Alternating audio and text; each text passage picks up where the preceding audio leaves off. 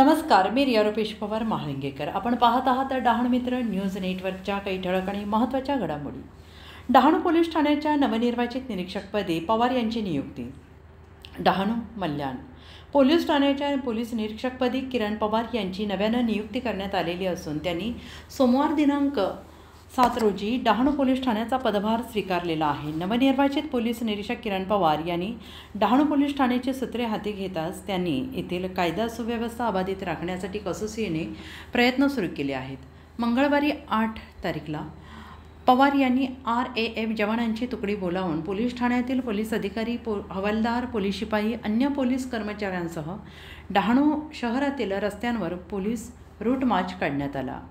Dahanu police स्टेशनपासून शहरातील विविध रस्त्यांवर पोलीस संचलन करण्यात आलं। यावेळी पोलीस निरीक्षक पवार यांनी वाहतूक कोंडीवर नियंत्रण ठेवण्याबाबत तसेच कायदा सुव्यवस्था राखण्याबाबत नागरिकांना आवाहन केलं आहे।